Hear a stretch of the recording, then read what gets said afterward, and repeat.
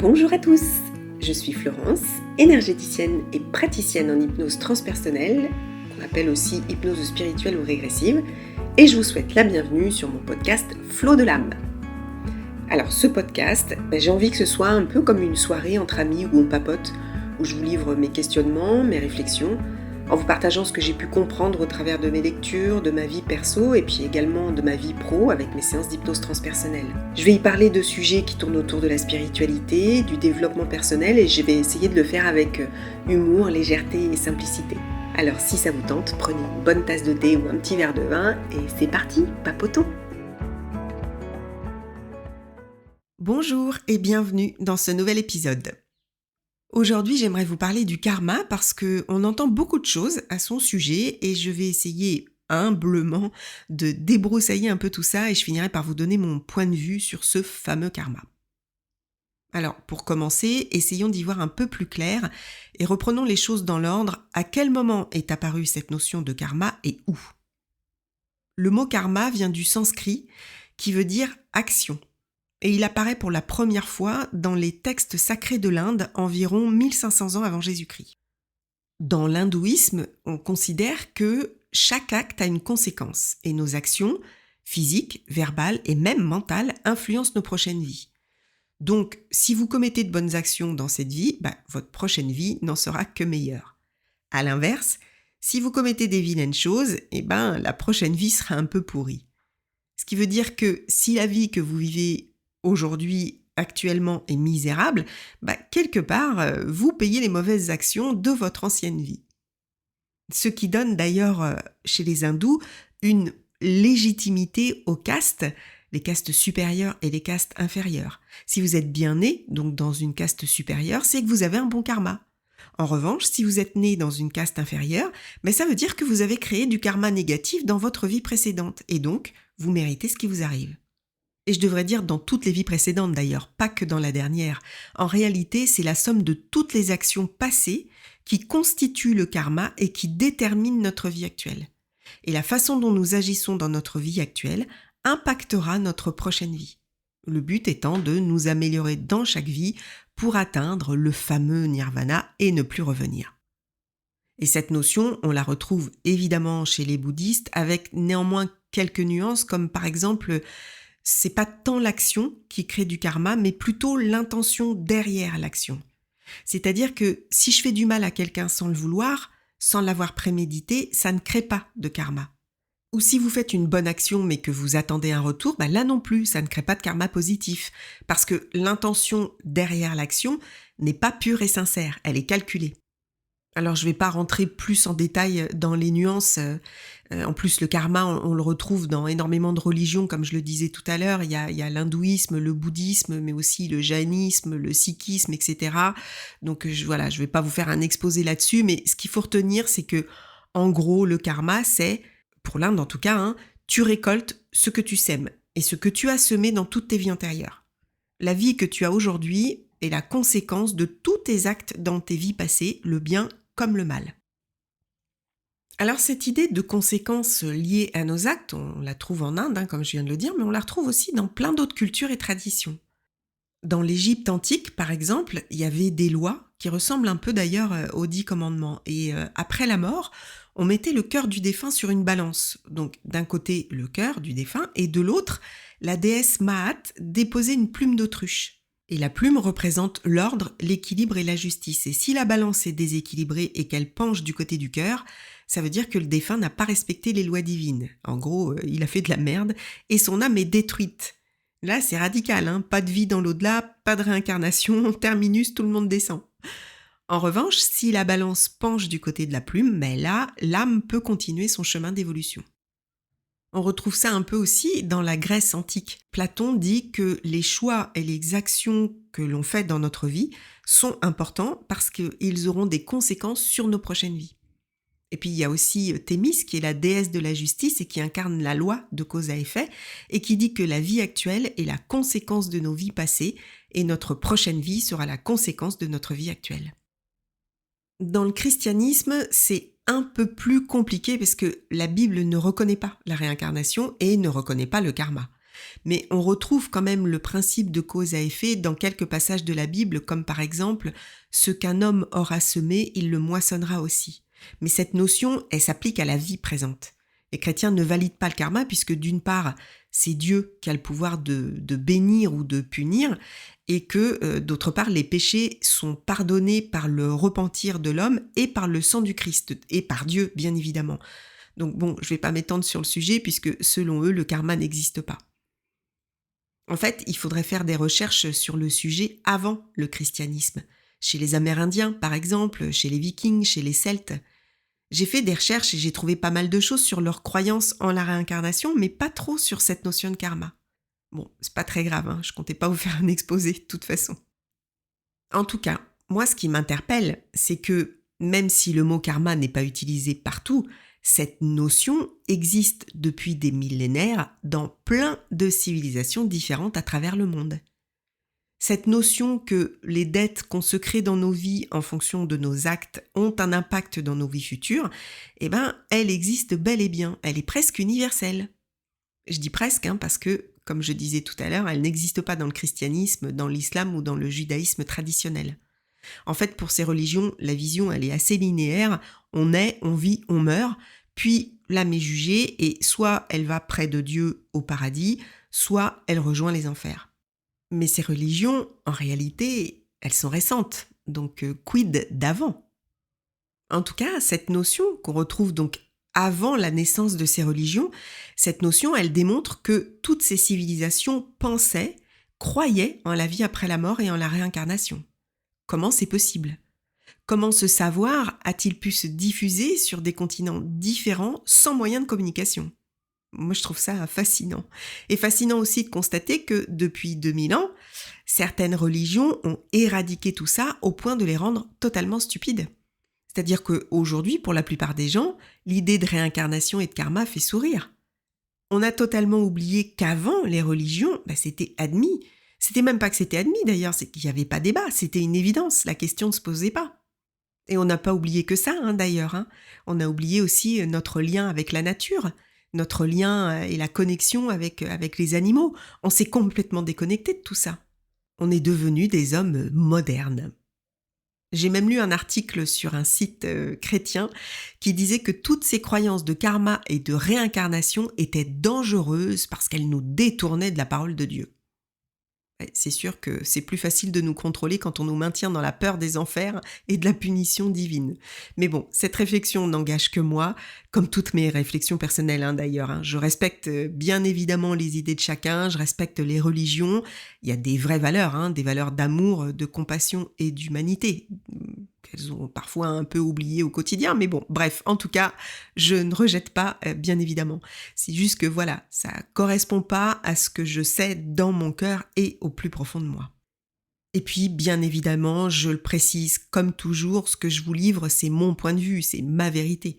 En tout cas, selon ce qui m'apparaît d'après mes expériences, mes lectures et mon métier comme ma vérité. Et justement, venons-en à mon point de vue. Alors aujourd'hui, le karma est encore souvent lié à cette notion de bien et de mal, ce qui, du point de vue bouddhique et hindou, est conforme, mais pas de mon point de vue. Je me souviens d'une discussion avec une jeune femme qui avait une vie vraiment pas simple, des parents hyper toxiques qui l'ont mise dehors. Elle s'est retrouvée à dormir dans sa voiture à 20 ans, bref, vraiment pas simple. Et elle me disait que ses amis lui avaient dit qu'elle avait dû être une mauvaise personne dans une vie antérieure pour subir tout ça. Mais c'est horrible de dire une chose pareille. En gros, t'as fait de la merde, tu le payes aujourd'hui, donc tant pis pour toi, quoi. Alors que pas du tout. Déjà, pour commencer, on a tous eu des vies où on a fait du mal. Tous, sans exception. On est venu ici pour expérimenter, donc forcément, on expérimente l'ombre et la lumière. Et rappelez-vous que si on se place au niveau de l'âme et de la source, il n'y a ni bien ni mal, il y a ce qui est, point. Et ce qui est, c'est l'expérience, l'expérimentation, peu importe ce qu'elle est. L'âme évolue. Donc le karma, c'est uniquement l'évolution de l'âme. Il n'y a pas de punition, il n'y a pas de jugement. Les cycles d'incarnation sont des cycles d'apprentissage. Et l'évolution de l'âme, elle va bien au-delà des cycles d'incarnation d'ailleurs, hein. Même une fois le cycle terminé, elle continue à évoluer ailleurs, sur d'autres plans. Et des exemples qui illustrent mon propos, mais j'en ai des dizaines, à commencer par mes séances d'hypnose transpersonnelle. Je me souviens d'une consultante qui avait une peur panique de prendre position. Elle avait du mal à prendre la parole et à affirmer ses choix. En hypnose, elle a exploré une vie où, quand elle était enfant, sa maman avait été condamnée parce qu'elle était guérisseuse et qu'elle avait osé parler de ses remèdes. Et la petite fille, devenue adulte, toute sa vie avait eu peur de parler et de prendre position. Donc ici, le karma, en fait, en réalité, c'est ce que la petite fille n'a pas réussi à transcender dans cette vie antérieure.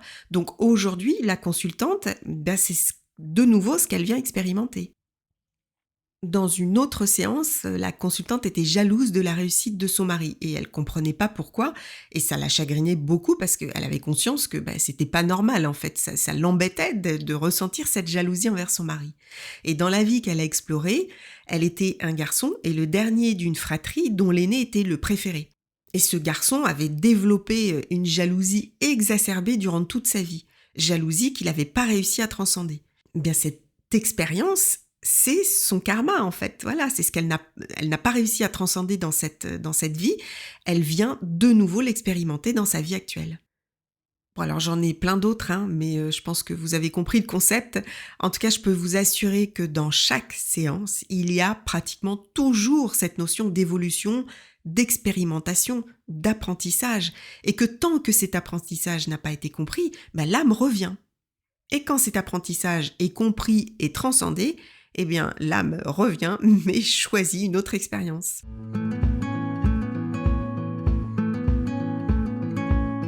Dolores Cannon, dont je parle souvent et qui est la mère de l'hypnose spirituelle et régressive à laquelle je suis formée pour mon plus grand bonheur, a écrit des dizaines de livres où elle retranscrit des séances d'hypnose et évidemment, elle y parle du karma. À travers ces séances et des explorations de vie de ses consultants, cette notion revient très très régulièrement avec à chaque fois les mêmes témoignages de leçons non apprises dans les vies antérieures et qui reviennent dans la vie actuelle et reviendront dans la prochaine vie si c'est toujours pas compris. Dans son livre Les 3 vagues de volontaires et la nouvelle terre, elle explique aussi que tous les humains n'ont pas cette dette karmique parce qu'il y a beaucoup d'êtres humains qui viennent d'autres dimensions et qui se sont incarnés sur Terre uniquement pour aider à élever la conscience collective, pour augmenter le taux vibratoire de la Terre. Ces êtres-là ne rentrent pas dans le cycle karmique, pas tous en tout cas. Certains l'ont terminé et n'auraient pas besoin de revenir, mais ils se sont portés volontaires et d'autres viennent carrément d'autres dimensions. Et je peux vous dire que ces vagues de volontaires, il y en a encore. J'en ai très régulièrement en soins énergétiques et ce sont des tout petits, parfois même des bébés. Et j'ai remarqué que ces enfants ont un point commun, ils ont des grands yeux avec un regard profond et intense. D'ailleurs, les enfants diagnostiqués TDAH ou neuroatypiques, ce sont souvent des volontaires. Ce sont des enfants hypersensibles avec des capacités hors normes. Et quand je leur fais un soin, je peux vous dire qu'avec certains, je me sens vraiment toute petite et à chaque fois, en tout cas, envahie d'amour. Bref, toutes ces expériences que j'ai, que ce soit en hypnose ou en soins énergétiques, tout ce que j'ai pu lire ou entendre dans des conférences, pour moi, la conclusion, elle est unanime, quoi. La compréhension et la résolution des schémas karmiques sont essentielles, indispensables même pour l'évolution de l'âme. Et là, vous allez me dire, ouais, mais comment je peux le savoir ? Alors, il y a pas mal d'outils, dont l'hypnose, évidemment, si vous voulez vraiment aller en profondeur et comprendre les liens de vos vies passées avec votre vie actuelle. Mais déjà, pour commencer, posez-vous la question. Quels sont les schémas que je répète dans ma vie et desquels je n'arrive pas à sortir ? Par exemple, pourquoi j'ai toujours le même type de relation avec des hommes qui ne veulent pas s'engager ? Peut-être que la leçon qui n'a pas été comprise, c'est que j'ai une mauvaise estime de moi et que du coup, je m'attache à des hommes qui ne m'estiment pas non plus. Et la leçon derrière, c'est que je dois apprendre à m'estimer. Autre exemple, l'objectif de ma vie antérieure était d'expérimenter la pauvreté. Et durant cette vie, j'ai jalousé toutes les personnes qui réussissaient autour de moi. Je détestais les gens riches. Dans ma vie actuelle, je vais avoir un niveau de vie faible et je vais avoir des difficultés à m'en sortir. Et je suis toujours dans cette jalousie. Mais le jour où je comprends d'où ça vient, le jour où je ne suis plus dans cette obsession, Le jour où j'accepte finalement mon niveau de vie et que j'aime cette vie, eh bien c'est une libération en fait. Là, j'ai compris la leçon. Je ne suis plus dans la jalousie, j'ai apuré ma dette karmique et dans ma prochaine vie, je viendrai expérimenter autre chose.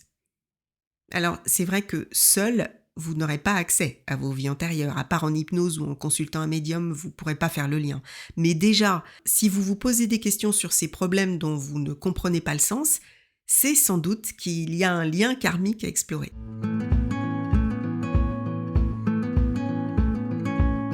Alors tout ça est très lié avec le plan d'incarnation dont je parle dans un autre épisode. Tout est lié, hein. Le plan d'incarnation, les blessures d'enfance, le transgénérationnel, le karma, tout dans notre vie est mis en place pour expérimenter et apprendre. Chaque expérience, chaque choix, chaque relation est une opportunité d'évolution. L'âme choisit des situations pour comprendre et apprendre. Cette notion de karma, même si elle n'est pas nommée, on la retrouve aussi dans mon livre fétiche que vous connaissez bien maintenant et qui est Conversation avec Dieu. Et il dit par exemple, chaque événement et aventure est appelé à votre soi, par votre soi, afin que vous puissiez créer et expérimenter qui vous êtes réellement. Vous voyez, ça vient vraiment appuyer ce que je disais à l'instant, hein. C'est-à-dire que rien n'est dû au hasard. Toutes les expériences de notre vie sont des choix de notre âme pour évoluer. Quand il dit votre soi, c'est notre âme. Il dit aussi le résultat de votre non-écoute de votre expérience est que vous continuez à la revivre encore et encore. Et il parle du jugement aussi, et ça c'est très intéressant, et c'est là où il y a vraiment une différence avec la notion de karma qu'on retrouve dans l'hindouisme et le bouddhisme, parce qu'il dit « il n'y a pas de jugement dans l'au-delà.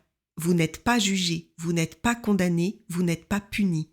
Vous êtes simplement informé de qui vous êtes, et vous avez l'opportunité de choisir à nouveau. » Donc là, il dit même que, en tout cas de ma compréhension, que l'âme peut choisir de revenir ou pas. Elle peut rester dans une dimension qui appartient à sa vibration autant de temps, bien que le temps n'existe pas, mais autant de temps qu'elle le souhaite. Mais le but de l'âme, c'est d'évoluer, donc de toute façon, elle revient, plus ou moins vite, mais elle revient.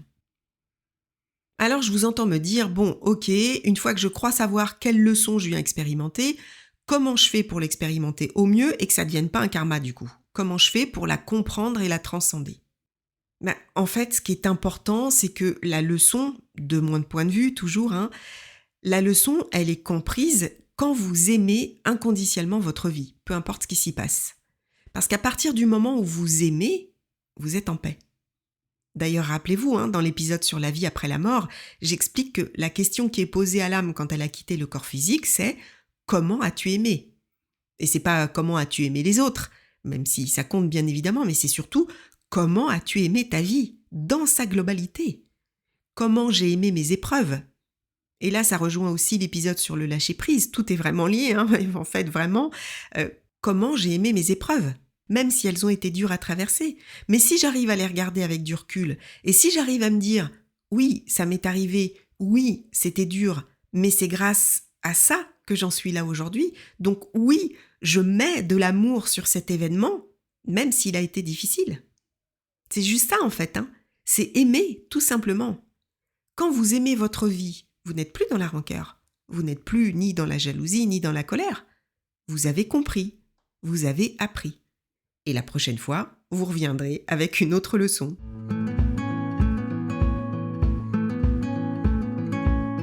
Voilà, c'est la fin de cet épisode. J'espère qu'il vous aura plu et si c'est le cas, n'hésitez pas à partager. Et si vous sentez que vous avez un peu de karma à épurer ou que vous souhaitez explorer vos vies antérieures, n'hésitez pas à consulter mon site internet flowdelame.com. Vous aurez tout le détail de ce qui peut se passer lors d'une séance d'hypnose transpersonnelle. Je vous dis à bientôt pour un nouvel épisode et comme d'hab, prenez bien soin de votre karma et prenez bien soin de vous.